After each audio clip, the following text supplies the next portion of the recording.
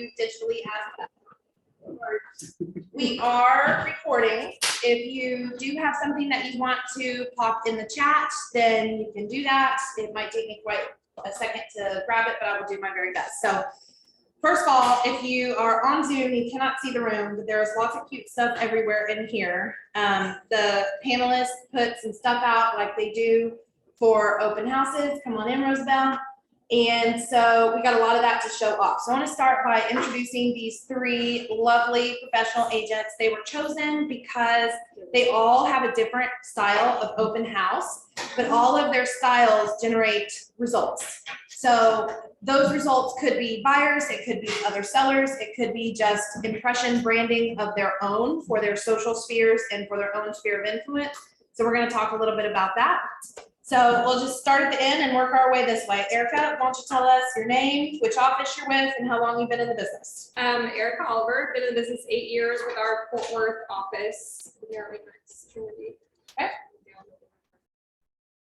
Yeah. So don't fall that way. Yeah, So don't fall that way. Don't do that. Don't do that. Yeah. I'm Blair, and I've been at the Fort Worth office and going on about 5 years in my business. I'm Joshua Sherman. I'm in the Montgomery Plaza office. Where's It's our new office. Montgomery Plaza office. I've been in the industry for 5 years as well. Okay, so really wide range here of experience because two of these people started out here. Erika has been at a couple different brokerages. Josh has had a couple different roles within the industry itself. So all of them have found that open houses is a way that they can generate leads and pull their business into one process. So let's just kind of talk generally about open houses. I want everybody to know this is comfortable. Y'all can interrupt with thoughts anytime that you have.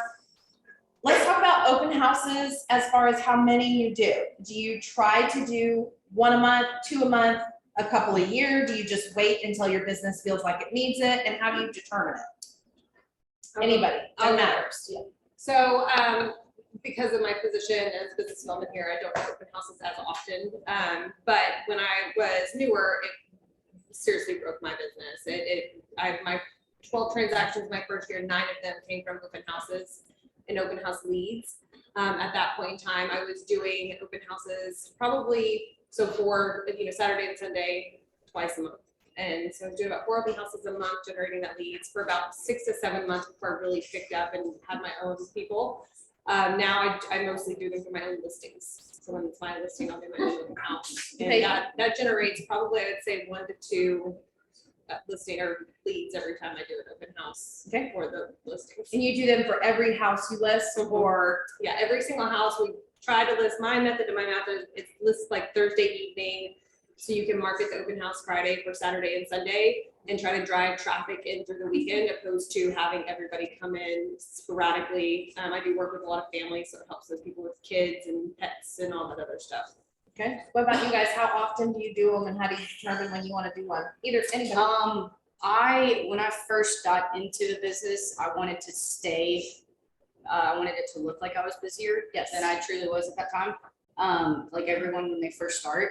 And my big thing was posting something on my social media that reminded people that I was in real estate. I never, from the beginning, never wanted the influence, my social network that I had built over the last 20 years living in Bedford, 25 years. I didn't want to get annoying because a lot of people have a tendency to post too much. I'll just say it. Some people post too much. Yeah. And a lot of people hit the unfollow button or they mute them. They don't want to see it because I don't want to see your real estate stuff. So a lot of people have different Instagram pages specifically for real estate for that reason. So on. I personally do not mix and match because I mean, all the followers and friends between Facebook and Instagram and TikTok and all the things that I have, if I wanted to try and make a different page and expect all of those people to follow that page too, it would be a waste of my time, in my opinion. So I would do an open house when I first got started. I mean, every opportunity that I had, and I would take a Saturday and I'll do yours from 1 to 11 to 1, and then I'll do yours from 2 to 4, and then I'll do yours from 4:30 to 6:30 all day long. Oh, that's smart. And that way you're busting your butt one weekend solid. And I have the time to do that then. Okay. As my business got, bigger and better, and I didn't exactly have the time to do that. I, like her, will host my own listings if they are in an area that I'm extremely familiar with. If it is a Interesting. listing that I have where I don't know very much about the schools, the traffic, the main roads, I'm just not like knowledgeable in that area, I would love for somebody else to, you know, pick it up and have that opportunity to generate that business for them. But if it's something that's in my backyard, I'm hosting it myself. It's going all over my social media and I'm holding it open from 9 o'clock in the morning until 6 o'clock at night. And That's I sit amazing. there on my computer by myself. And that way people don't have to try and schedule if they've got 10 showings and, well, this open house is on the other side of the earth. So you and work it's from there that day. one I mean, to you're gonna, three. yeah, It makes it hard for people to schedule. So if it's my listing and in my area, yeah. I will host it by myself. And I would say out of 18 open houses last year that I hosted, whether mine or someone else's, I got 9 actual transactions from those. So 50% for me was Amazing. when I actually did the math, I was like, okay, it's worth it for me to do it the way that I did it. I'm coming back to both of y'all on how you converted the people to get those, but what do you have to say about how often you do open houses and how you choose that? So back when I first started, I tried to do it all the time. I think, has everyone taken the Jackie's open house class? Yeah.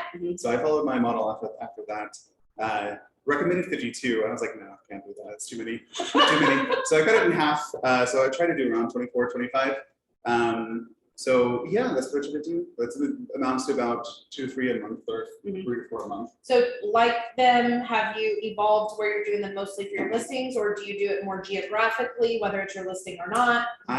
So I pick an area that I want to work in, like Canada, Mansfield, and I look at our office and see if anyone has a listing over there, and I try to schedule through that agent. Hey, that's what I want. So last year and this year, because I was a buyer's agent for a long time, so.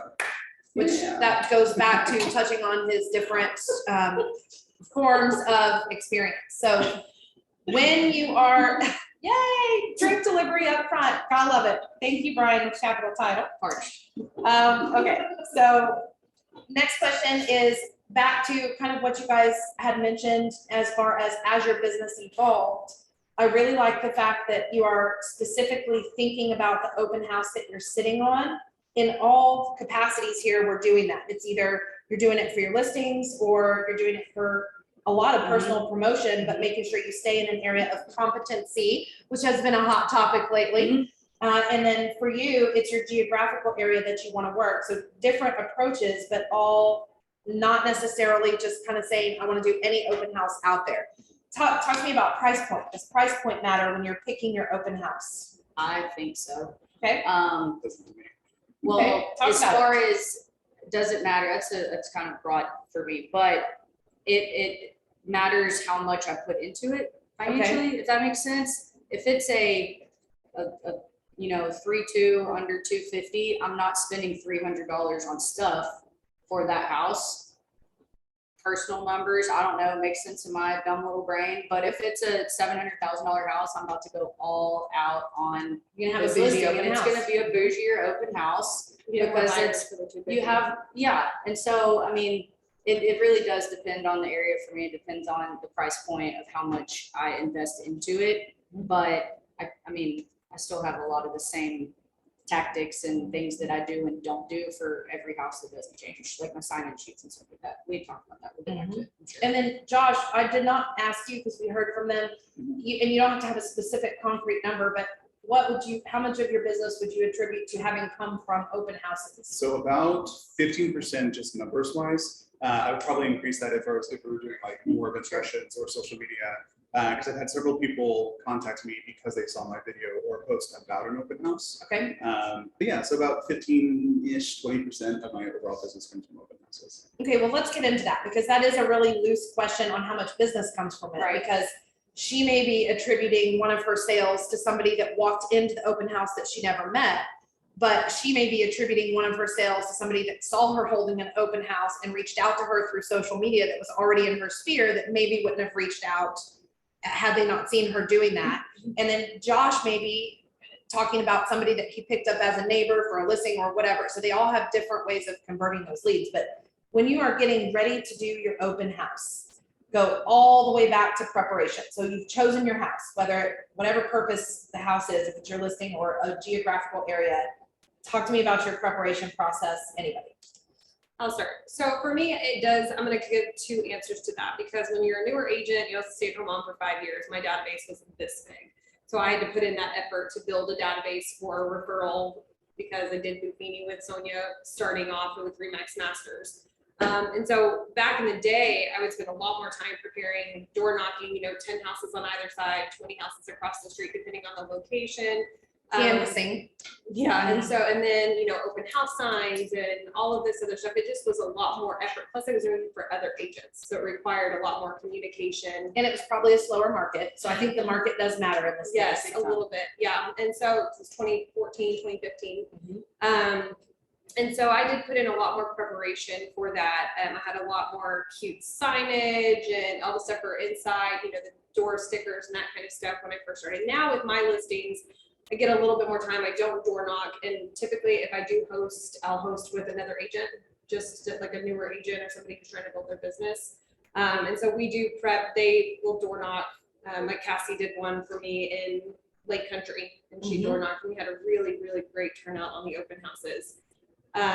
We do cookies, drinks. I partner with a lender sometimes to come in with me so that they're there to help with specific questions.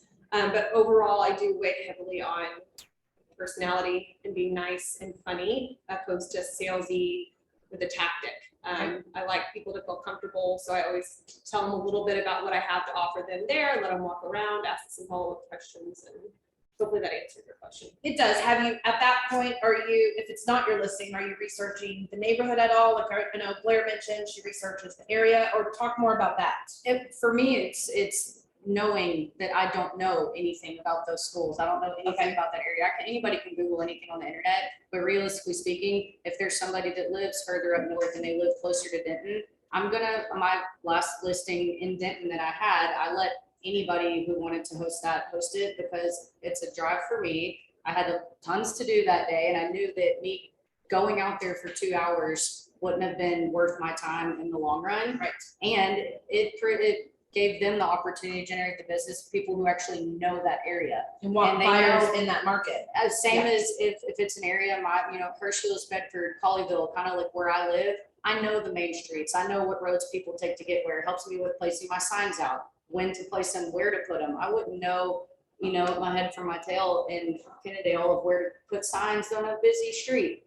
But in my area, I'll go out typically, same as you, I may make it coming soon on a Wednesday. We're active on Thursday. Open house is already posted for the weekend, so people can plan accordingly. As soon as that thing's active, I go and I literally will abuse signs. I will abuse signs, and I go to Home Depot and you get the little 3-pack for $5 or whatever it is. And it's all got the address on it, Saturday, this time, and people will go. If they just see the open house, they're like, let's follow it. And they get there and they're like, oh, it's not till Saturday. At least they saw the house, they saw the neighborhood. They may absolutely hate the neighborhood and say, I would never live here. I'm not gonna come back to this open house. Cool, I don't want you there if you're not interested in the property. Right. Let somebody else, in the door who is interested in the property. So I do all my signs a couple days before, and I'm talking like every corner that I can get to. Nobody's not gonna know where the open house is. Everybody's gonna know. So your prep is also a lot of, which is similar to your social approach. Your prep is a lot of advertising. Sure, and I do Yes. a lot of that on Instagram and whatnot too. I'm Yes. more active on Instagram than I am Facebook, just because it's easier for me. And I don't like the algorithm on Facebook. I think it's funky and people don't see your stuff most of the time, in my opinion. So Instagram, I'm posting it, hey, open house this weekend, keep an eye out, stuff like that, so people see it. I'm posting on my story. I'm having people share it at my actual open houses that are in or around areas where I do know a lot of people. Hey, what are y'all doing today? Come see me at my open house. And when they get there, hey, will you take a picture of something and tag me? If it's a good friend of mine, what are they gonna say? No, I'm not doing that for you. They're going to. Everybody on their feed sees it. And then somebody else will come through. Oh, I saw so-and-so post this and they said you were here, and they come by. It's so many other people advertising for me. Yes. If I can get enough people in the door, everybody in Bedford's gonna be at this open house by the end of the day, because 20 people have shared it and said, y'all come see Blair. She has the cutest house and she always has such a fun open house. Well, and that's Cool. interesting, because a lot of us think of the open house as the work. She's actually starting the open house process substantially before the open house begins. What about your preparation? I'm mainly digital for all of my preparation. So I do the Facebook ads, the Google ads, post it onto the social medias like Facebook, Instagram. I don't have TikTok, and I'm breaking into it. So yeah, and Twitter, I do all of that wonderful stuff. I also send it out to everybody in my sphere, post it on agent websites, connection websites. Ooh, okay. Just so you can like, hey, if you have somebody looking in this area, come see it, if it's my open house. Yep. So Agent websites, like, agent like groups in Facebook. okay, I love that. You set it up as an event and break. No. I've done events before and they are not as, if you share an event and like advertise an event, it doesn't appear often as more as a post does. Okay, so her question from the audience was that she wanted to know if he, since he does a lot of it on Facebook, if he does an actual Facebook event, and his response was that. It doesn't show up, if you do an event, it doesn't show up as often as a boosted post does or an advertising post. Got it. So, but I did a little experiment back in 2018 and again in 2019 where I did 2 open houses back to back a week. First one was on MLS, second one was only Facebook. Facebook advertising, more people came through than the MLS version. Wow. So that's why I started to do that more so than anything I else. agree with that. I think a lot of people are just nosy and they just want to come see a house. They don't have any interest in buying. They just see, oh, it's a cute house. I've been passing that house every day for a week and they're open. Let's go pop in. People, we all know that. People always pop in an open Yes. house to just want to see what the house looks like. Cool, don't care. When they say, oh my gosh, we're gonna redo our kitchen and they did such a cute thing. I'm like, well, here, take my card and y'all just text me when y'all have questions about it, paint colors, or if you want to know who they use, contractors, I can text them and I can get you that information. I'm not trying to love that. sell you. You're I'm you're a not trying full-service to- real estate consultant Yeah, and you're well, establishing yourself as But that. for me, it's building that relationship. Yeah. I'm not trying to, if y'all looking for anyone to buy or sell, here's my card. They know that. They're at my freaking open house. They already know that they can take my card for that reason. Yeah, I'm just trying to build a real, honest, genuine relationship with that person. but I feel like that comes through. It comes through Yeah. and it pays off because every single person that I have given a card to in a situation like that I was not trying to sell my services to, just being friendly and helpful, has reached out to me in some fashion for real estate advice, help, services, or referral. Well, but we've all seen, you know, the TV shows where people go into the realtor's open house and they pretend to be somebody else. Oh, yeah. Your approach gives them permission to be real. My Like, friends it's are, okay if you're a spot nosy on. neighbor. I still want your info and I still want you to have Right. mine. you can come in and look at it if Yes. you want, but just take my card. If you want to know who they use to do their kitchen cabinets or counters, ask me and they'll be happy to give me that information for you. Chance Cool. to connect. I made contact and that's all I want out of my open houses, as many connections as I can make. That's the Period. whole point. And I'm That's like her, one thing about me is I'll tell you, a few of my people here know, I will say be shameless. Like I am the person at T-ball, the second you come up with my suggested friends list, I'm adding you on Facebook. I am same way passing out business cards. Like I'm very interested in figuring out a way to connect with you for Real a long relationships. time. Yes. And so one thing I thought she was gonna say when she said she abused her signs was when I list, one thing I forgot to mention is reverse prospecting. Whisper to me before you say it. Yeah. We're live. Yes, reverse prospecting is something I use for my listings as well, because it's just a copy and paste. It does, unless somebody else has a different method, somebody tell Beforehand? me. Yes, and I'll Okay. say, because my whole point, like I said, like right now, the listing I have coming active, they have 3 small children, 2 dogs, 2 cats. So for them to try to get everything to work out, and they work from home on weekends. So it's one of those things. So for me, when I do my reverse prospecting, I will tell the agents, clients prefer for you to come to the open house. Like, please shuffle your clients into this open house. We'll do it for 4 hours on a Sunday. It's the only day they have available to try to drive traffic there, because otherwise we're able to show between, 10 and 12, and then again at 4 and 5, and it becomes very convoluted for people to figure out. So when you're talking about this, you're going into the MLS and doing a reverse prospect. Have you ever had any punchback from any of the agents?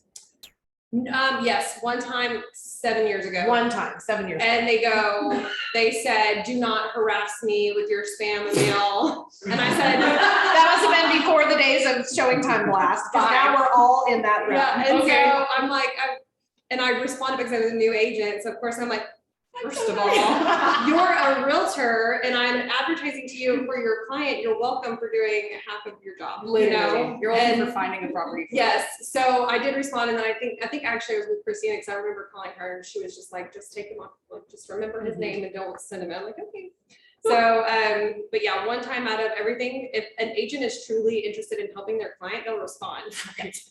And that's just the truth. So you have bad apples in our group, you know, not necessarily my Trinity, but overall. Not in this group. In our Not in this industry, group, everybody here is gold star. industry. And so you get the agents who are very proactive, which we all appreciate working with. I'd much rather work with a proactive agent than a I wanted to reactive. say a thought Yeah. before it leaves my brain. She had just mentioned in a scenario where you do work from home, where they've got dogs, cats, kids, and it's harder for them to make that time. Whenever I have my very first listing appointment with someone, I make sure to talk about when we're planning our first open house Oh, I for love this that. listing. And so I put that in their brains from like the listing agreement Setting signature. Let's look at your calendar. What I try to do, sometimes not everybody has the luxury of doing it, but I almost approach it like, this is just how we do it, so figure it out type of thing. Instead of saying, could you guys maybe, I always say like, this is what I need y'all to do. Call your grandparents, call your parents, borrow an RV, do something. Y'all go get out of town on this weekend, Saturday, Sunday. If you can only give me a day, give me a day. If you can give me the whole weekend, get lost, so that I have the flexibility to host it open all day long, or have as many people as I can get, as much traffic as I can get in that house without having to mess with listing notifications and approvals and requests and all these things. I almost present it to them like, this is how I do my open houses. So if y'all can make this happen for me, we can get so much traffic in here and get this thing under contract in less than 3 days. Well, you're enlisting them as, I mean, it's their home. It's their home, but Yes. also leave. Yes. Please leave and let me do my job. You're setting expectations, Period. outlining the process, And in that enlisting their case, investment in the process. I It's a can good- post it open Friday at 3 p.m. until Sunday at 6 p.m. And people are like, okay, cool. We don't have to freak out and stress our schedules and routes for all the showings this weekend, because we know can when literally it's go open. see this one anytime. Especially in this weekend. market. Right. Yes. And that doesn't happen all the time, but I would say, I mean, a solid, realistically, 90% of my listings, they will do that for me and they'll get lost for at least a full day. Take the kids to grandma's at 9 and don't come back until, 7 o'clock. And they'll give me that. So follow-up questions on that. Are all three of you only digitally advertising this open house, other than when you put your signs out a couple So days before? Or does anybody use the little rider hole to write open Sunday? Is that even important? I'm purely digital. I'm pretty digital Yeah. too. Like I do open house signs typically the evening before, just so it's not as hot and you're not sweating going into your open house in the summer, which is a real thing. So I do that, and by me, I mean my husband puts out my signs. That's nice. My husband also, no, he doesn't.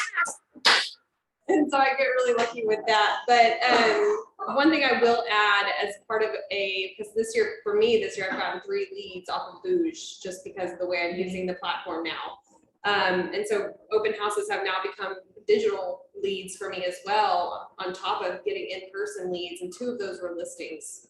And so, Wow. yeah. That's great. And then I did get a cash buyer who closed, and one of them's only out of the 3, I've got 1 under contract, and the 2 have already closed. And those were all generated from one listing that you had done this whole process for also, but sort of on the back end, Right. stranger business. Well, when I share, you post a few pictures so that to engage people to click for the more info.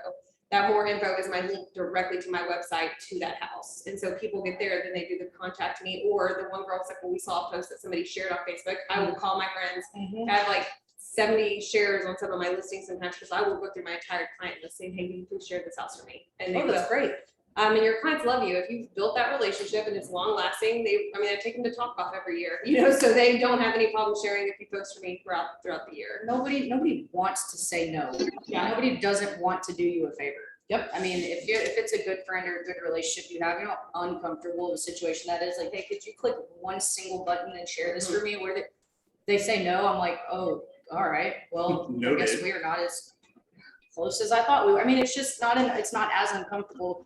People are so uncomfortable asking, but Yes. it's not as uncomfortable for them to hear the request, because it's not a crazy request. Yep. And it does so much advertisement for you, but in regards to the signs, I think that was your question, you said something I do, about and I want to signs? go back to signs too. Yeah. And then Josh, from you too, I want to know, and Erica, how many signs you guys put out? Keep telling.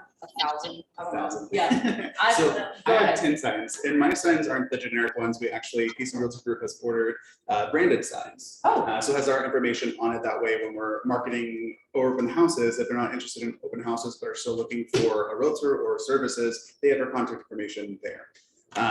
So we have 10 of them, and we put them out mainly on the main street, and then directing them to it. Okay, And then we also have a Remax balloon in our KC Realty Group banner that we put out. okay. And almost everybody, especially if they're neighbors and they're like going through the neighborhood or whatever, they always are like, oh, let's go check out the balloon. It's a Well, huge the factor. cold air balloon gets a lot of Love attention. It And does. if anybody listening does not know, each office has several that are available for reservation. You just need to let your front desk know, and they will check that out for you so that you can take it to an open house. So you're doing 10 signs. 10 signs. You're abusing signs. What are you doing?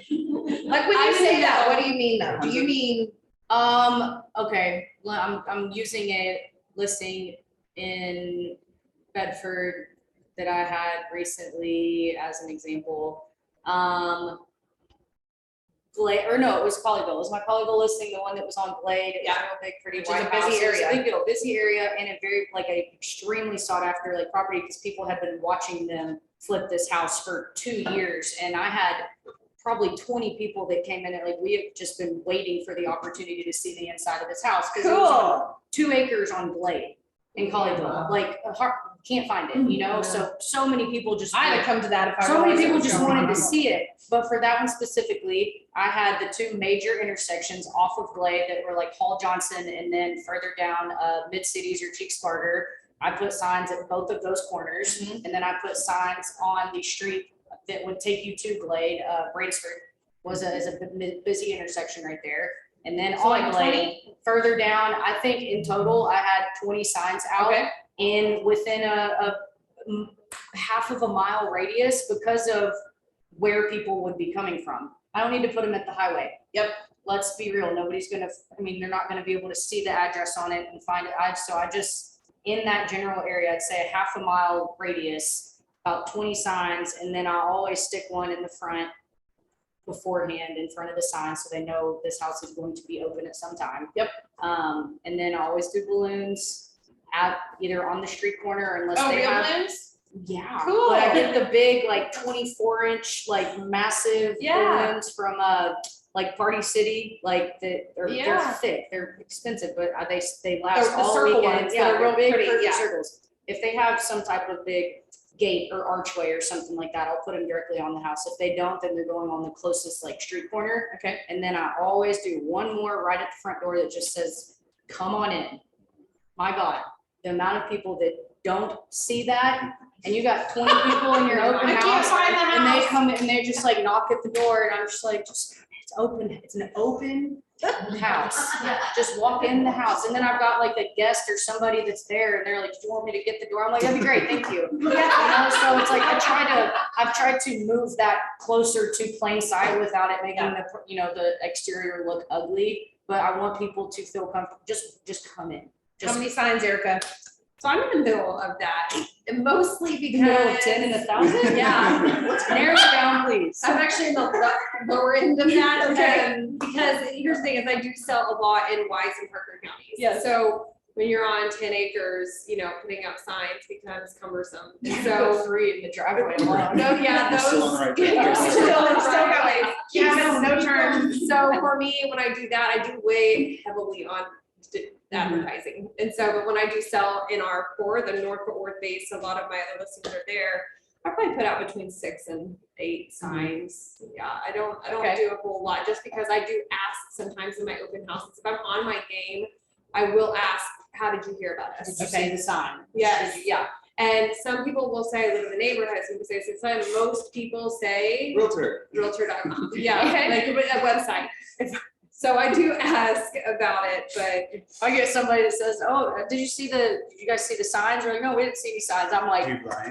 oh my, and then it fires You're me like, up because I'm "Oh, like, I put what do you 50, mean? how did you not see the sign? But that's my own personal like critiques. I'm like, okay, well, I guess I need to do better signs. Do better with So the now signs. we know how to prank Blair. Just look for her open houses and tell her, you know, Man, you'll see the signs. I I knock know. on the door and tell you you didn't know if it was open. Yeah. And then see signs. And then just come in and get a beverage from Brian Smalley with a capital title. Well, I want to talk about once you're in the house, but I do have one direct question that I didn't hear anybody ask that I've heard a lot trained on. Does anybody take time to pull research around the house so Yes. that you know what other houses are available in the neighborhood before walking in? Okay. So I do that all the time. It's one of the things that Jackie had mentioned in her class. Okay. If you don't know it, go to the internet. It's great. Mhm. But I do two things. I do open houses that are close by. Yes. So I can send them to those open houses if they want to. Because if they're searching mine, they're not gonna just stay there and be like, oh, you're the one. Right. I want to be a resource, be like, oh, hey, here's other ones. Go check these So out. you're not If you have randomly driving questions- around looking for Blair signs. If you have questions, ask me about them. Can't miss it. And then also I pull a list of what else is available, regardless of open That's houses not open. or not. So I can say, oh, if this is not what you're looking for, what is it that you're looking for? And then I have a list of, oh, hey, this one matches it. Let's go after this open house is done. Let's go through appointments, things like that. So it's really nice to know what you have available. Yep. And like I said, everything's digital. So I have to have their contact information in order for me to send it to them. Right. So that's a good way to get their contact information too. When I first got in, I was very dumb and selfish when it came to like how I would do my open houses, and I didn't want to, in my little brain, I wanted to be like, this is the only open house today. Y'all gotta come to mine. If y'all are out looking, this is the only one. And then I found the value in listing on a day where there were several other open houses already scheduled in that area, obviously for that reason. And it wasn't until that moment, that's when I kind of decided like, I need to hold these windows open longer because these people are out looking at several open houses. If they're with an agent, then they probably have showings scheduled. If they've got a showing in Grapevine and my open house is from 1 to 3 in Fort Worth, and they are still waiting on this to get approved, and they can only see that from 1 to 3, it kind of, that's why I wanted to open that window up more. So if I have an open house with 5 other people, you know, in a 2-mile radius that weekend, they're going to be able to get to mine at some point because it's open for 3 days straight. You can't sleep here, but basically you can. You know what? I love that. It makes it accessible and That's the easiest. it's casting a wider net. It's, I mean, real estate's a numbers game, right? How long do you guys hold yours open? I generally do 2 to 3 hours. Okay, Yeah. Erica? I'm the same, 2 Yep, hours. I do 2 to 3 hours. Unless I can get, so when I have a listing that I'm worried about selling, or I have a listing that's gonna be super high traffic, I will sometimes go after agents and say, hey, can you do 12 to 2? And then have another agent do 2 to 4, or I'll cover that difference now. Back in the day, I had no problem doing a 4-hour open house. Mhm. Right. That I makes do have sense. 5 kids, so it was a nice break there for a while. So- That isn't, I have 0 other like responsibilities. It's not, Oh, you have the cutest dog of all time.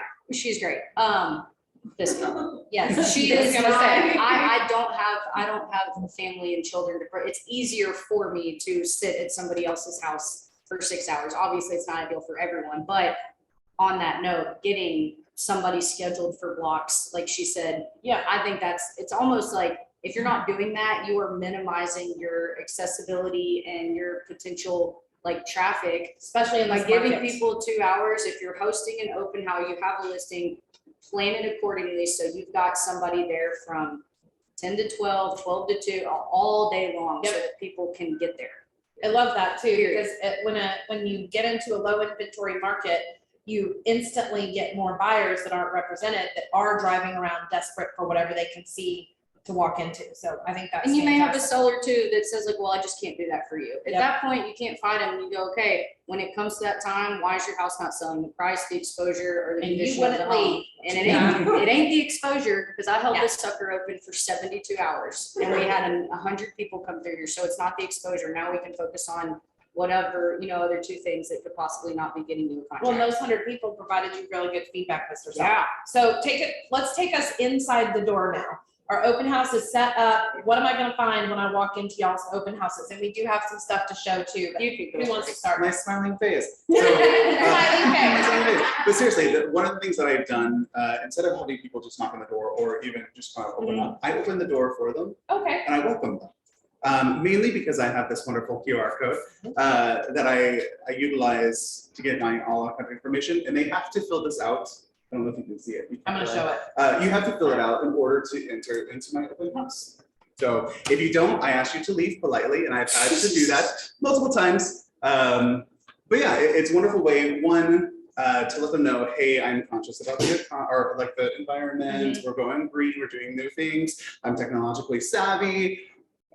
Two, it makes a log of everybody who's gone into the open house, which the sellers absolutely love. Yeah, And it's a safety thing it's a for, safety you know, thing you for and the sure. sellers. And then three, I get their contact information, which is one of the main reasons why you do an open house, other than trying to get it sold. Okay, so I scanned his QR code and he's minimizing this a little bit. It is fancy, guys. So. When you scan so cool. it, it is lovely. It has his face Mhm. and then you That's can all correct. scan it. That's But then below that, it's got the normal questions you would see on an open house sign-in sheet. So Mhm. how long until you're ready to purchase? Do you have a lender? Are you a realtor? Are you working with one? Mhm. Anything else I can do for you? Give me your email and your cell phone. Would you like a CMA, all that jazz. Would you like a CMA? And what's nice is that I love teaching, I love information, I love giving information to my clients and to potential clients. And I gate them for that information to enter the open house. Mhm. So if they're reluctant to sign in, I'm like, hey, sorry, you have to sign in to get this information.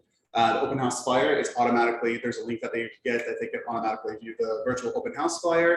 And then I tell them you're also going to be receiving an email with all of the additional spec sheets, the seller's disclosures, lead-based paint, updates list, other information that you could possibly want.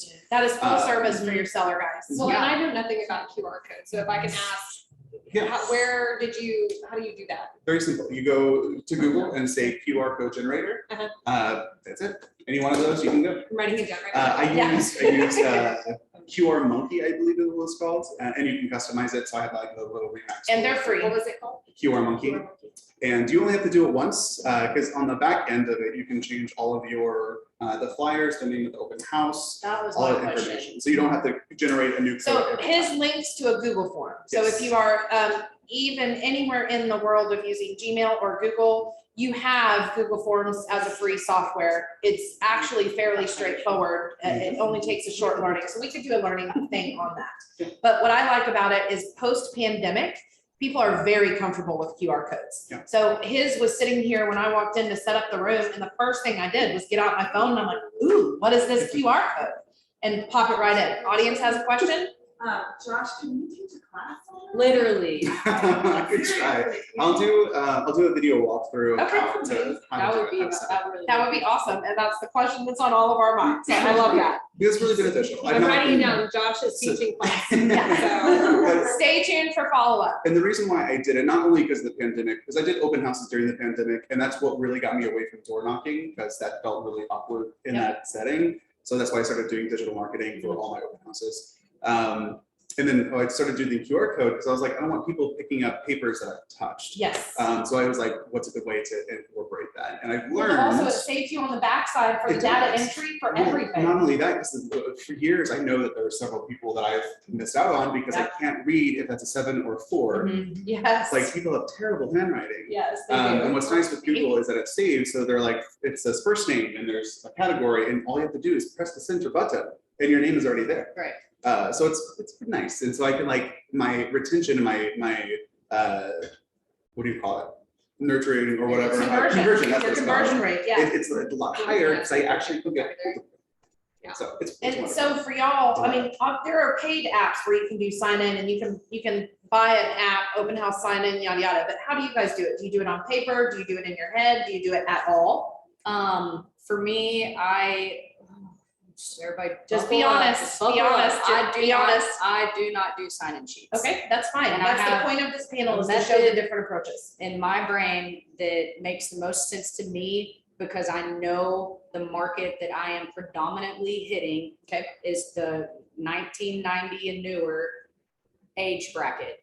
For whatever reason, and my mother's here, you guys can't see her, but she's beautiful and she's back here, because I bring her to every open house. Thank you for raising me not as a snowflake. I'm not afraid to answer the phone. I'm not afraid to talk to people. I'm not afraid to write my name on something, but for whatever reason, the generation in my generation and younger, they are terrified to be put on the spot. They do not like confrontation. They do not like the pressure. They do not like being put on the spot. They like to wait and think and how I'm going to respond and everything You can else. put them on TikTok on the spot, You could. but don't ask them to Yeah. sign your open house No, paper but and tell you when they're gonna buy. I do not require a sign-in sheet because there are so many people that come in and they're like, I don't want this person to call me. I don't want this person to blow up my phone, da, da, da, da, da. So I eliminate that entirely. And that's me making that choice, knowing that I have to actively try a little bit harder to make a actual real life relationship connection with this person because they're gonna have to reach out to me. They're gonna have to like me because I don't have their number to reach out to them. So I'm I'm in your passionate open about house that. right now and you do want my info because we've connected. Tell me what you would do. How do you get my info? I say, I'm not giving you this white claw in the sink unless you follow me on Instagram. And they do that and they're like, oh my God, okay. And I'm like, just kidding, you can have a white claw. But we've already made that connection. I'm like, no, but seriously, go follow me on Instagram because you guys are fun. Okay, I make it seem like I just want to be your friend, right? Don't build I'm not trying to make this connection with you so that I can like flood your feed with information about a house that you're not interested in. Okay. I just want to be your friend. I would like to be friends with you guys and build real, true, honest relationships with you and post just enough on social media to constantly remind you that I am in real estate, period. so you're actually diligently building a sphere as Yeah, opposed to trying to build a market. It's a Yeah. real connection that they will know that I do real estate. If they like me, they will want my services if they need them. If they don't like me, they're not going to call me for real estate, period. Point blank, the end. If somebody does not like you, they're not going to, they don't care what you're selling. Mhm. They can call anybody else, but if they do not like you and respect you as a person and Mhm. want to work with you, they're not going to. That's the truth. So I start there. People want to work with people So they like. scratch to the trust. sign-in sheet. For me personally, it works best for me and my personality type and the way that I do my business, but I do feedback forms. Okay, And so on my feedback form, and it's very specific as like your opinion of the price, obviously want to know that, your opinion of the condition of the home. I don't ever say like, what's your opinion of the location? They came to it, they know where it's at. You can't pick it up and move the house if they say, oh, this location sucks.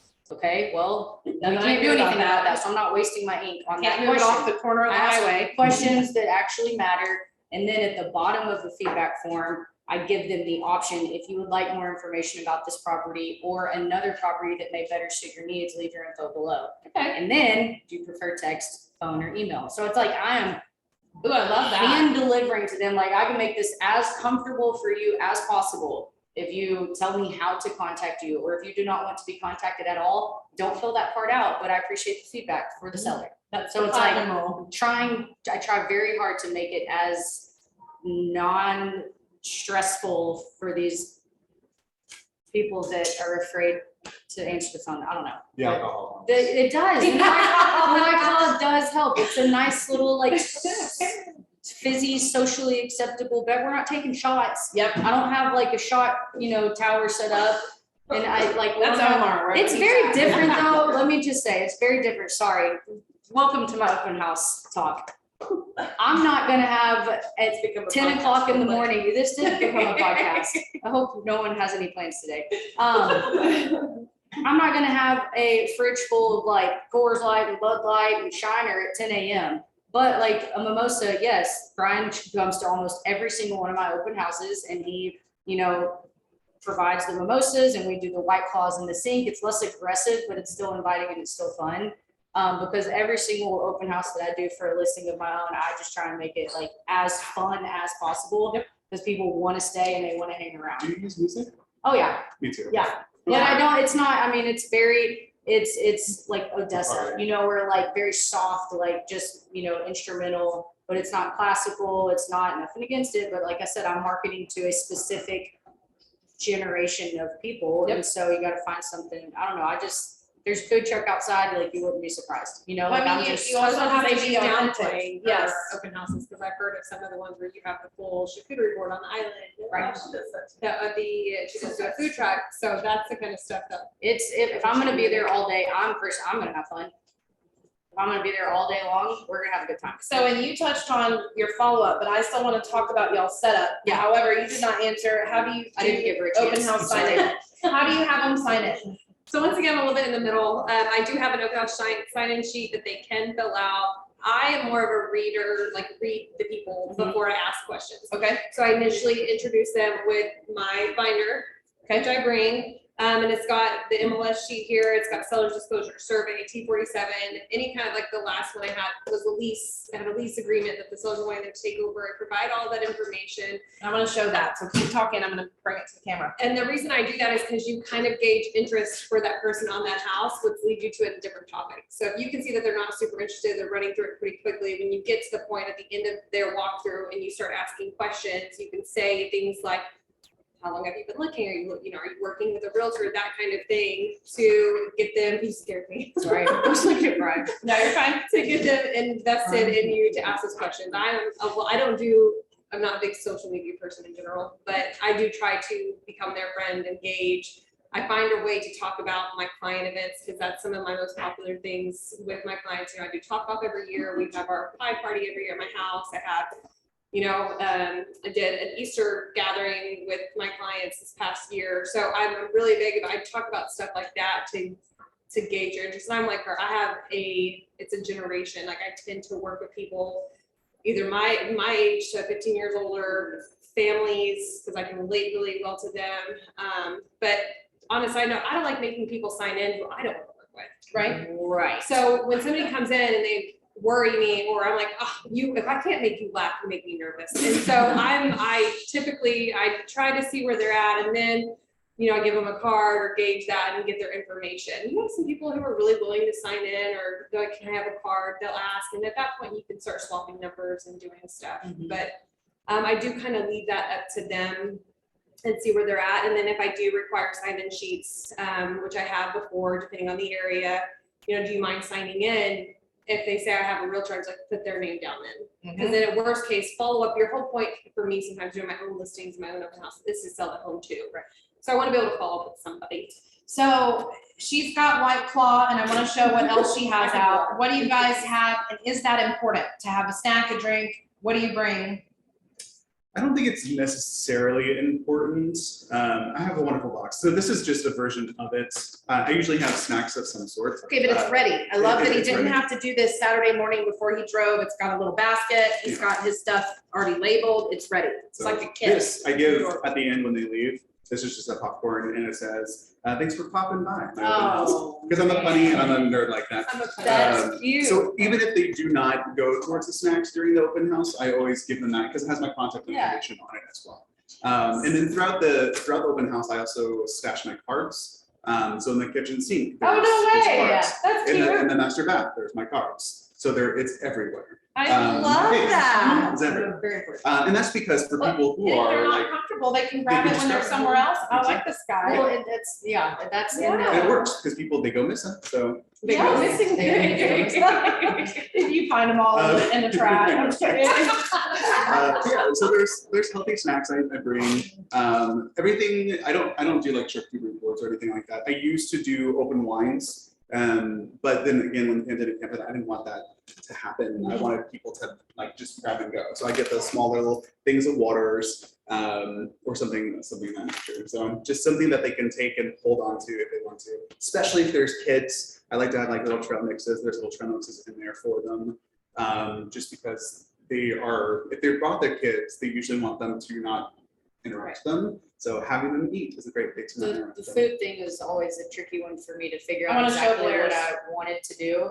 Cause I don't want your kid crumbling a cookie all over my house Yeah. that I'm at. Hopefully you guys can see this. This These are- is, Yeah, tell us. whenever COVID started getting a little just too finicky and people were afraid to touch things and open their mouth in the same room with somebody else, I kind of went away from the food for a brief time. I have a girl who works for Board and Breed. It's a big charcuterie board company. Find them on Instagram. Her name's Brooke. And she put together these little handheld charcuterie cones which is, I it's love cute, them. it's really sweet, and it's easy to grab and go rather than having a big, beautiful spread, which looks great. But I also don't want you spreading, nobody wants to use the same spreader for their cheese and cracker during COVID. So that was the reason why we went that route. So with, yeah, so, Realistically and speaking, because you made so- a comment too earlier that you necessarily wouldn't go overboard for each house. Is those charcuterie cups something that you consider luxury or? Yes, Okay. I think, Okay. for me, if I know that it's gonna be one of those listings where I'm there all day, we're setting up, I've got the music going, we've got the drinks going, I've got water, we've got White Claw, we've got mimosas, the Yep. whole thing. If I'm going all out, I will typically do those. She can do, about 50 cones, because some people aren't going to snack. Some people don't have any interest in it, but most But I people. love that they can walk around. They with can it walk while they're around with looking at it, the they're all house. on little toothpicks, so it's real clean and it's real simple. She'll do 50 cones, she'll drive to wherever you're at, she buys all of the groceries, she shows up early, she sets it all up, she does everything, and it's about $200. Okay. So it's not terrible, but the return is so and They walk oh in my and they're, gosh, oh my who God. did these for you? Did you do It's these? also perfect, No, like, a take friend of picture mine did it, but here's my card. If y'all text me, because I'll forget, text me, and then I can give you her Yes. information. Boom. Like, that's the point of the thing, is to a conversation starter. Aside of that, I do, if it's a house that has a tremendous amount of updates, and they've done a whole lot in this house, and people are gonna wanna know, or it's things that I wanna highlight.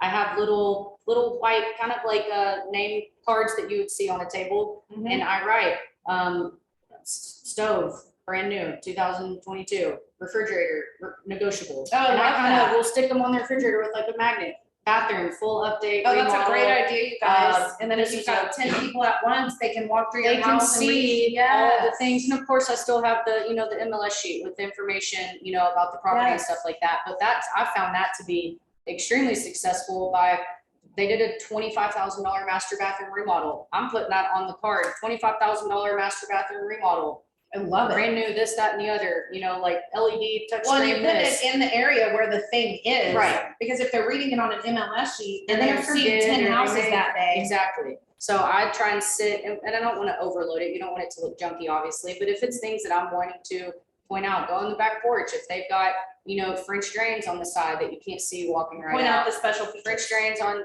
east and west side of the property, da, da, da, da, da. And I'm putting the little cards everywhere throughout the house so that, because if it's as big of an open house as I planned for it to be, and there is a house full of people, I can't have that conversation with that many different people at one time. Mhm. So I set it up so all the questions are kind of asked as they go, or Okay. answered as they go. I kind of like that because also it allows them to take time to come back to you with a Sure. follow-up question. Yeah. If you're speaking to Erika when she walks in and Josh walks in and starts going to look at the master, they've got those bullet points in Right. their head that, what do you do for snacks? And then also I want to come back to what Blair was feeding into, what else is in the home?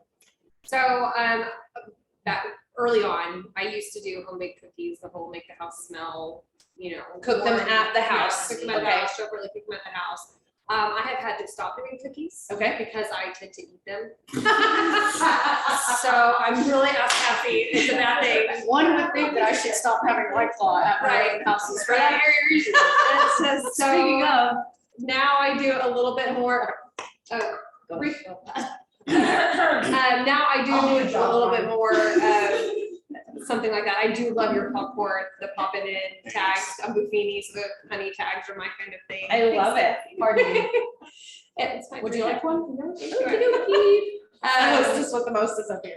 So for me, I always have water if it's summertime, if it's cold. Okay. I bring it over, ask them to put it in the fridge, or I bring the cooler, try to make it not, get wet and take the water, the ice and Right. stuff out, or I'll just leave the cooler open depending on where we're at. Like, And then what else is in there? Do you guys have flyers? Is there digital flyers involved? Do we not even mess with flyers anymore? All digital for me. All So digital for As soon Josh. as they sign in, they'll get the. see, digital mine's copy. in my binder, Okay, and so I have the little separating sheets that I can put everything in so they can open it like a book. so if I walk in, you can take it out of your binder and hand it Yes. to me? Well, and the Okay, best part is if it's busy, a lot of people are like, do you have the seller's disclosure? I'm like, it's in the binder, and they're like, oh, and I'm like, I can email it to you if you prefer to view it that way. Contact. Then you get Let me know contact your email information, and it's real, because they wanna see it. Mhm. And if they say, something, some people have, they're just thought like they've done it long, it's like, oh, I'm a realtor. can my realtor give that? I'm like, absolutely. If you want to give me their contact information, I can follow up with your realtor. I'm big on follow up on both ends. Because I want to know if you are interested, give me in contact with the person who I'm going to be speaking with so that I can stay in communication with them. And if you don't have a realtor, I would love to talk with you to see how I can help out. And so I'm big on both ends, just trying to get contact information, even if it's not to get the sale from that specific person. Do you have flyers? And I then do. also, how does everybody else follow up besides Erika? I do a binder of some sort. You can do put a book together at like Office Depot for like $20 or something like that. So it's clean, it's binded, it's really pretty. It's got the MLS, sheet. It's got some of the For that highlights property. for that specific property. Okay. Yeah. Got the highlights, any updates or anything like that they have done, seller's disclosure, all the things that they would want to know that I may not be able to tell them because I'm talking to somebody else that is Right. there. But when they walk in, how are you guys doing? Thanks for coming. There's an MLS sheet right there. There's also a binder on the kitchen counter that has a lot more information about the property. Oh, I love that. Cool. And they're gone and they're gonna look around. and But if they there's don't have something- to guess. You're telling them when they walk in how to find the information that they Right. need, which I think is important because some people will just kind of walk around. And then, yeah, of course, and if you have any questions, just holler at me. I'll be around, obviously, but I try to make all the information, and this is me again, marketing this audience that is afraid to have a conversation with another human. Whatever. So I'm trying to make all the information as accessible as possible for any question they could possibly have, to where they genuinely do not have to speak to me if they don't want to. Right, you And that can do is- the whole process. And that is something that I'm really passionate about, is not making people feel uncomfortable. I don't know what it is about that generation, but a lot of people are introverts and they prefer, I would like to come to this open house and not talk to anyone. Well, the Cool. reality is we're talking about open houses, which means we're talking about buyers, and the National Association of Realtors says the number one demographic of home buyers last year was exactly the people that she's talking about. So this is important to make sure that you're doing your open house in a way that's receptive to the audience that's coming in. Of course, you're gonna Helpful get, to every different type of person that could be coming in the Yeah. door, but also, like she said, know your audience. Read the room. Read Yeah. the room. I'm personal, and I don't know, God, I don't even know how to do a QR code.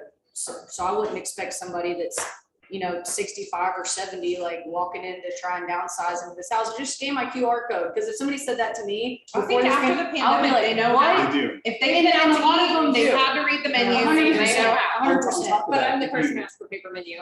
Yeah, And I do. I still use They even in the restaurants, like I deal with that. You have the older crowd that comes up and you're like, oh, here's the QR code. They're like, what do I get? It's Yep. just the And I have to take them just step a by step. sprinkle Yeah. of the possibility that somebody may not. But it's easy for you. You know how all that stuff Mhm. works. You can say, super simple, show me your phone real quick, and you can walk them through it. Is that what you got? I was wondering, is For the that what, older okay, clients or yeah. the people who are Right, less you help technology them. savvy. But I that's help also them- establishing a them. level of trust with them, Exactly. because 100%. And I he's show them- demonstrating that if there's something along the transaction help that you. they're not gonna be able to do, he's showing them that he can teach And them, he he's gets showing it, them and he how. knows it, and he understands how it works. Yeah. So, God forbid somebody say, well, how does this work? I'm like, oh, God, Dad, call Josh. I don't know. Hold on, let me FaceTime Yeah. Josh. I don't know how this works, Okay, but do follow up. So now we've gone into the house. You occasionally have charcuterie and snacks. Mhm. You've got a couple snacks, and everything that you do is digital. You bring your kit with you. Mhm. So now the open house is at the conclusion. How are we gonna follow up with these people? I do the words with feedback forms. So Okay. I do a lot I like do that that. too. So I ask them, I'm like, hey, I literally hand it to them. I don't give them an option. That's the one thing I do force on them, because once again, when I'm doing my own listings, my job is to figure out the best way to sell. I do that too, Mhm. Erika. I take 8 with me, and I have 8 different And they're ones. always Yeah. ready. So I always have, as soon as I get feedback form, I take it, flip it over so nobody can cheat off other people's answers, Mhm. and give them to them with pins. I Cheat bring, on their feedback? yes, just in case. these snowflakes are lazy. I don't know if I liked the living room. Let me see what the last person said. Yeah. Exactly. So I do good gel pins so that they like writing with them, and send them off into the house. And then when they come back, they always have to come to me because they have to hand me the feedback sheets. And then I'll look at I'll glance, find the one question that I feel like I need to ask about and follow up with them that way. Then I do, ask, we get into it. It's just easy. But how do you follow up with the people that came through? Do you guys email them? Do you call them Oh, I thought you meant at the end of the open house. afterwards? Sorry. So I Oh, will. it's okay. That we need that answer too. So there, it depends. So if I already know I'm gonna email them, email. Okay. I am not afraid to call or text. What do you call or text them? Let's I will get say real thank you so much for dropping by the open house. Here's my cinema digital, what is it called? I'm looking at Josh, like, what's it called? The contact, so Your they can business just. card? My business, yeah, my Okay. business card, so they can save it into their phone very quickly. and say, I would love to be all things real estate for you. So if you have help, need help with finding So contractors. she then- follows up and asks for the business. Yes. What do you do? Same, but slightly But your different. people have followed you. So I've come to your open house and you Some of now, them, you're, most of them, yeah, I try but to you've make gone that. home and you see that Melanie followed you and probably that happened It's at the open either, house. So how do it's, you? if it's a social media follow, then that's obviously how I would choose to communicate with them. If they got my card, or if I said, you know, hey, text me so I have your number and I'll get that girl's information and Okay. maybe charcuterie cones and I'll send it to you. Whatever contact we made, I'm gonna reach out that way. Are you Whether- keeping notes? How do you remember each? Typically I can kind of look back through my phone, and if I Okay. sent 5 text messages out or got 5 text messages during that time, these are all obviously from my open house, and this is a number that I don't have saved yet. Got it. Look at the freaking text and it says, hey, this is so-and-so from the open house. I'm like, okay, she wants the charcuterie information, whatever it is, whether it's that or the feedback form, and they checked the box and said, yes, I would love to be contacted for any reason. Yep. I'm reaching out. What do Hey, you say? thanks for stopping by. It was nice to meet you guys. You guys were a blast. Hopefully I get to see you all again soon. I have extra They white know, I have extra white They know that I am a realtor. Okay. I do not, in my opinion, want to let that be the first thing that I say to them outside of the open house is Yeah. bringing real estate back into it, because that's what I'm trying to not do. But you're So still it's- asking for follow-up I'm because you still- said, I hope we can see each other soon. Right. So you did not Hopefully, just you know, say, here's my info, or hopefully period. that wasn't the last time I see you guys. Y'all were so much fun. Thanks so much for hanging out, Yes. because that was my plan, was to make a real relationship with that person. So But I'm that to gonna me is do- still actual asking It's- because you you're are still saying, I still- hope we get to see each other. So you're opening the door back for them. you leave them with the, I guess, not the opportunity, but it's almost like their turn to respond Yep, again, put it on because there. you left it kind of open-ended. Yep. When do you have another open house? Yeah, we actually were talking about you as soon as we got in the car. We're, our friends, neighbors, cousins, brothers about to move and they need some. Let them, again, if they need a realtor, they need the service, they will come to you if they like you. So my focus is make this person like me so that they want to use me for something real estate related, because if they don't, they're not going to. And what If they're about not you? ready to How buy do a you house, follow they're not up? going Real to. specific. I have created a Boosh task plan for Of course you open have. house follow-up. Okay. I know, sorry. That's why I love it. That's so very Complete opposite. So Monday or the day after. We need to always do Erika last because her answer is Brian's always, in the I'm middle. somewhere in the middle. Right at the day after or the Monday after, to be on the open house is, I always give them a call. I follow up and say, hey, thank you. We met at the open house, this specific house. And then the kind of time frame that they came in. Okay. And I let them know, hey, do you have any questions about that? Or did you have any questions about any other open houses you've seen? Oftentimes they don't answer because, you know, people don't answer. So I always follow up with a text. Wednesday, a material on their email goes out. So either a buyer's information packet, a link to my YouTube channel, invitation to like something, some piece of information goes to them. On Friday, I compile a list of open houses that were around the open house that I did, Ooh, I love and that. send it to them. And I say, hey, I know that you were open housing last week. Here's a couple of open houses that are similar in nature.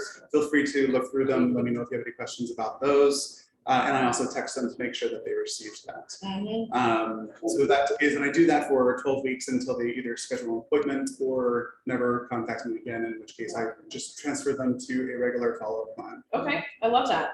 And then But every either way, time- you're adding them to your database and you're consistently branding them, whether or not they were coming in to look at the way that the furniture is set up, or they were coming in to actually look at the house, or maybe they were coming to look at you to see if they want you to list their house. I mean, Yes. there's lots of reasons people come into an open house. Okay, so you wanted to comment something? Well, I was gonna go off of both what they said. The Yeah. only thing I can think of now is CRMs. I do utilize my CRM. Mine's with Buffini, and actually, I don't think this surprises anybody anymore. If I did get your email address, I immediately put you into my campaigns, which are only once a month, so they're not overwhelming. Okay, But it does remind you, and I will sporadically send campaign stuff out. Yep. Just through, not necessarily through Boosh, but to kind of feed into them. Like I'm very big with my vendors. Like one thing, when you're new to open houses, you don't want to create your own stuff. You know, I know Capital Title and other places have sign-in sheets and feedback forms that you can kind of steal from them and utilize until you're at the point where you're making your own stuff. But I forgot where I was going with that. But yeah. that makes sense. Okay, so now, last thing I just want to touch on etiquette, both back to your seller, and if it wasn't your open house, back to the agent who hosted it. So can you guys touch on your follow-up process to your seller, or if it wasn't your open house, to the listing agent? Because I think this is really important when you're holding other people's houses open. Almost immediately after the open house is done, I've already compiled a text to my seller, Okay. letting them know, because they know, they're wondering, as soon as the cutoff time is, they're like, I wonder how it went.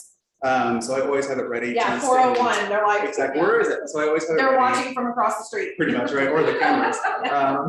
Or they're having a White Claw already in the other room with Blair.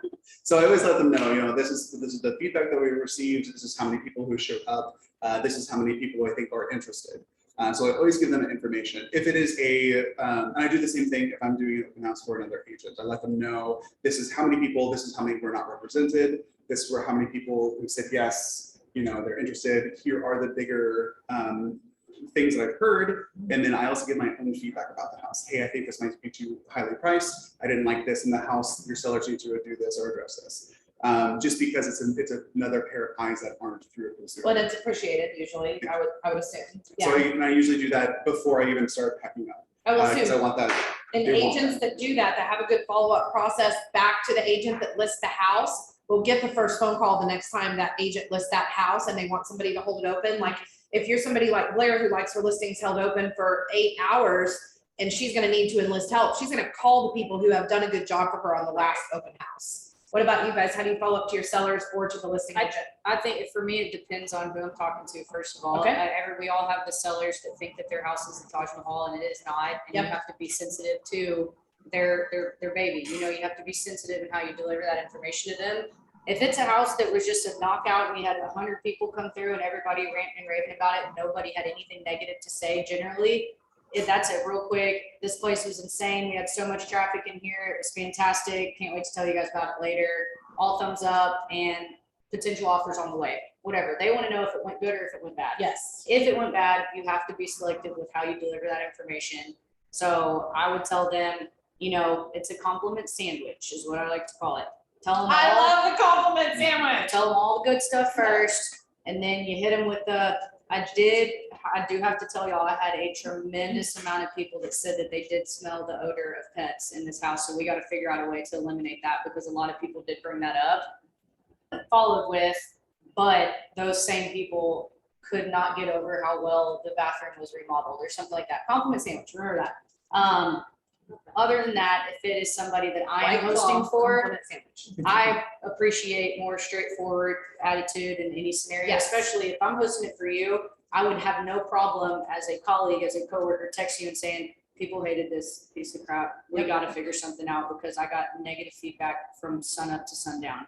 You want to know that, then you figure out how to relay that to your seller Yes. because that's your guy. You figure out what's the best way to deliver that to him, but I'm gonna tell you the truth because you need to know it. And you're not gonna be mad at me for telling you that because I'm being honest. Yep. So it depends on who Well, I'm and it talking to allows and how I him act. to use her opinion as leverage with the sellers as a backup opinion to his Right. own as well. So I can see this I being know useful on both sides. You're not gonna be offended and you're not gonna be offended if I tell you the truth. Yep. My seller may be offended, so I have to change how I deliver that to them, but I'm gonna tell you the truth so you can handle that accordingly for your client. So for me, on my sellers, same as Josh, send a text, depending on the client. I have, older couples who prefer phone calls because they don't like to text, but for the most part, I always try to call because I know that they're gonna have questions and I just want to get, instead of a 30-minute text thread, I would prefer a 5-minute phone call. So I usually try to call. If they don't answer, I send a text letting them know how it went. I'm direct all the time. That's a problem of mine. It's something I really do have to figure out in my line of work. But I do appreciate agent feedback. One thing I do ask is when I host somebody else's is, do you want me to schedule this through showing time so I can send feedback that way? Because some people, That's a good tip. I don't have it set up to where my That's a good tip. sellers get all the feedback. I relay that to them. I like to stay in constant contact with my clients. Some people do. So you have to worry, if you're being super, super direct to somebody else's clients, Right. to put feedback in there graciously. And so I always ask if they want me to do that to get feedback, because then they can either choose to screenshot it, forward it on, do whatever they want to do. But I always do provide feedback because I think it's important. You have unreasonable sellers all the time, especially in this market. We just put an offering for one of my buyers. It was at asking, but paying for everything. They weren't asking for anything additional. And she said, we were just hoping for an over asking offer. So they let the house on the market for 20 days. it does, you just have sellers who are a little bit unrealistic. We Well, gave you it's exactly about- what you asked for, yeah. but you're wanting more. Well, she touched on it, and all of you did actually in different ways. It's about setting expectations going Mhm. in. Is we could try, you've asked for this price and now you're being offered this price. Different topic for a different That day. is no, It you're is. It spot really on with is. that. If I can justify that sale price that you have in your mind, by all means, we'll stick the sign in the Great. yard, but if I can't justify it, I won't. Alright. Goodbye. Okay, So so also, don't fire me, but let's talk about it. as we sum up, and I'll ask if anybody has any questions. Does anybody have anything that I did not ask you about that you feel is something that you do in your open houses? Or whether it be a tip or a script or something that you wanted to make sure to mention today that helps you get this process going? I would preview the active listings that you have, your competitors. Mm-hmm. Thanks, Bridget. She's the one who taught me that. But I would preview all of your, at least in the surrounding, maybe 3 or 4 in Yep. the area, because I do provide a list as well. I mean, I don't say it in my paper, but I do say, oh, I know that there's an open house off this road. But here's the thing, you want to sell this house. Yes. So for me, I will say, oh yeah, oh, you're gonna go, oh, that's cool, make sure you check out that master bathroom, like it's gonna be beautiful, because it's really not, and they're gonna go over there, they're gonna see it, but you're gonna know what you're working with. Mhm. And if somebody comes over saying, oh my God, we just did the open house down the street, which has actually happened to me before, you're able to say, oh, I did notice that too. Come look at this, and you can redirect them. Yes, but you're knowledgeable of it. Yes. And if they walk into yours and say, oh, I didn't realize this didn't have a formal dining room, you can then, and that's not gonna work for me, that's a deal breaker, you can then flip it to the positive and say, actually, I saw one 2 streets over that has a great formal dining room, I'm off in 2 hours, can I meet you there? Right. So I totally endorse that too. Anybody else have tips or something that they wanted to Just- mention? I mean, this is so much more like a life tip than a real estate tip, but just be authentic and pay attention to things with your client and things that are important to them and things that they like, don't like, things they do and they don't do.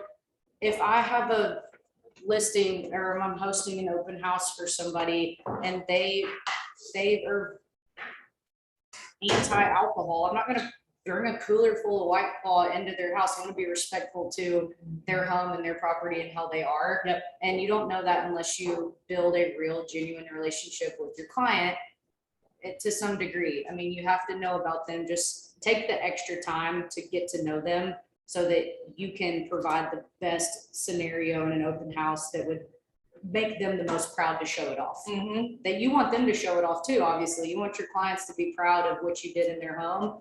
If they're all like anti fun, no, I'm just kidding. I'm just kidding. That's a bad joke.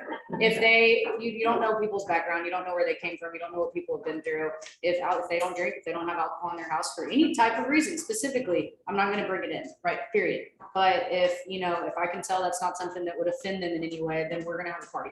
But Personalized to I the, like to make it as client. personal as possible and just really pay attention and get to know that person so that I do not offend them in any way. And well, it that's very also much- establishes a long-term relationship. and that's my ultimate goal, is just to build a real relationship with somebody. That's the best way that I can do it in real estate, outside of real estate, all things considered. Hopefully one day they all, intertwine. That's the Yes, goal, right? they all buy a house or sell a house. That's my only tip, is just take the extra time to get to know the client so that you can best provide for them. And what about you? I guess a good tip is to make sure to open up all the window blinds, turn on all your lamps, making sure that the under the microwave light is on. Like, light is very important. Such a good tip. Bring smell goods, either Neutral just ones, a not neutral- strong ones. Yeah, like essential oils or candles, something like that, to make it mask some odors. And then I always have just things in case you're allergic to cats or dogs. Make sure to have allergy medicine in your kits, because I'm allergic to Right, cats. of course you have that. You're so smart. I was just thinking, Yeah, I I love it. Same I thing- love it. Same Never thing would for, have like, thought about that. sweeping and making sure the house looks Yep. presentable. I've made so many beds, guys, Mhm. for open houses. People don't know how to make beds. Or they have kids that don't. Or they have kids that don't make Yes. beds. So just make it look presentable. 'Cause Or you want- walk in want and there's to- something you have to, Yeah. the dog Rearrange. crate that you have to move or whatever it may be. I move most of the, I move Take the most of trash the Trash can outside, Trash cans, good tip. dog bowls, cat food, things like that, kennels, Kitty litter. kitty litter. Yep. I just move it all into the garage. some people won't go in the garage, so at least they won't see it. A lot of people go be like, oh, they obviously have It's a pets here. garage. Yep. But they obviously have pets here, but I couldn't smell it in the house. Yes. It's incredible. Things like that. I It's just not in the make that baseboards. different clutter on the kitchen counter. Photographers, well, they don't want they need the couch in the house. You know what I'm saying? Like they don't want anything, everything off the counter, rugs, mats, doors, all of it. I don't mind things that you would typically find on a kitchen counter, a coffee pot in the corner. But I don't need your air fryer on the kitchen counter today. We could put that, we could find a home for that because it doesn't need to be here. So you gotta show up early too. You Show have to up a little actually bit show early up. and- Yeah, and if it's not your listing, I do recommend that you preview the specific house first so that you know what you're gonna need to do. Who's mowed a yard before an open house? I've actually cleaned a client's house. Mostly they lived out of state and came in and then, oh my God, it was miserable. But that was where I was leaving. When you have a vacant home, like Yes. you I gotta learned do it. very hard or the hard way to start asking that question. Is this house occupied? Occupied or Because vacant. what you do is you'll come in heels to an open house and there's nowhere to sit but the counter, Yep, which I don't know what y'all, I personally probably would sell the floor if I jumped on somebody's I have a counter. foldy chair that, and one of those old TV tables, you know, the TV tables that live in my trunk, so I'm ready wherever. Yeah. So I have, and I mean, I was T-ball mom, so we've got chairs Yep. in there all the time, but it's hard when you don't have anything for yourself and you're working on your laptop like this and everything's sliding and so asking those Well, you have to questions. know, I Yeah. totally agree. So, and then my little, go ahead. Right. Did you? Two more tips. Yes, please. One, everybody loves video, so make sure to take a video, like Facebook Live of your open house. Oh, yeah. It is a great way to get people to come to it, and you also can post it, and it's just another piece of content. Yep. And then the second one is if you're there with nobody coming in to work, Mhm. make sure to be calling people in your database who You're there are to working in work. that Mhm. in that area and be like, hey, I'm having an open house right now till 5. If you can come see it. If Do not, something. Do something. Don't Write just- your handwritten notes, do Yeah. whatever you Do gonna something. do. Perfect. And in this market, if nobody's coming in, it's usually surprising. Usually you can look internally and decide, did you advertise it? Did you put signs out in the right Right. spots? Because we're such limited inventory market. If you have 0 people, there is something going on. Okay, anybody else? Because my 2 takeaways were that you guys are all so completely different. But one common theme here is that you do your process based on you as a human and not based on what somebody has necessarily specifically trained you or told you have to do steps 1 through 10 to prepare for an open house. Have y'all noticed how different they all are? But then you heard their lead conversion rates earlier. Any agent in the company would love to sell 8 closings off of an open house process, right? And then the second thing just being that all of you put a lot more work into the prep than, and I don't mean this to sound weird, but it's more about the full process than the 2 to 4 hours that you're inside the home. And I think I get a lot of calls from a lot of new agents where they're like, well, I sat on this, I showed up, 20 minutes before, I sat there for 2 hours, 2 people came in, I didn't get anything. I'm not doing open houses anymore. Right. But what they're doing is they're branding so that even if they don't get any leads that walked through that house, they have done a good job of creating future leads for their pipeline just based on their preemptive work before the open house even starts. I think that deserves a lot of props. Well, and by all means, I'm real big on, I've had a few agents hit me up before, say, hey, we have, we're gonna come by your open house. I've had agents hit me up and say, can I come to your open house? Yes. Yes, I mean, absolutely. who else here is gonna start going to Blair's But open house? we realistically- Yeah. Realistically though, The whole audience Just- makes their hands. just agents that want to show up, obviously, they want the unrepresented buyers. That's genuinely the point of having Yes. someone host your house for you so that they can, generate the Well, and lead. she touched on it. There's different points. There's different Because points, but if one point is I'm, to get buyers, one point is to get sellers, and the other point is to Correct. personally promote. And you Yeah. have to make sure that the activities don't- that you're doing speak to your goals in that. right, and I don't ever want to take away that opportunity from somebody else. Yes. Obviously, in our office, we can double up on it, my exposure versus your exposure. Yep. Why not? And Doesn't then you're hurt. there to represent unrepresented, buyers that may potentially walk in, just like you would any other open house that you host by yourself. I love it. So that's just a part. of it. Anybody have any questions for the panel? I know we kind of kept this one casual and kind of interjected along the way. Everybody's good? Anybody, I'll check the chat. I Josh guess, has one more thing. yeah, just thinking about things. If they tell you that they are represented, continuously follow up with them. Most of the people who come in, they say that they're represented, aren't really represented. They are just, don't want you to contact them. Mhm. So unless they say, yes, I have, right, I have signed a Be buyer's shameless. agreement, you know, unless they tell you that, then you can back off. But yeah, just make sure to follow up with them, even if they say I'm represented. Well, and it because- is your time to demonstrate that if they have not signed that buyer's rep agreement, maybe they love the fact that you helped them do something or whatever. Or even told you about it in the first place. Yeah. Or told them about the house down the street, and then now here you are starting a relationship. So, okay, well, if nobody has anything else, I just want to thank everybody for coming and thank the panelists and let everybody know that Destiny brought lunch. So thanks. Oh, Thanks. hi. Thanks, guys. I can't read this.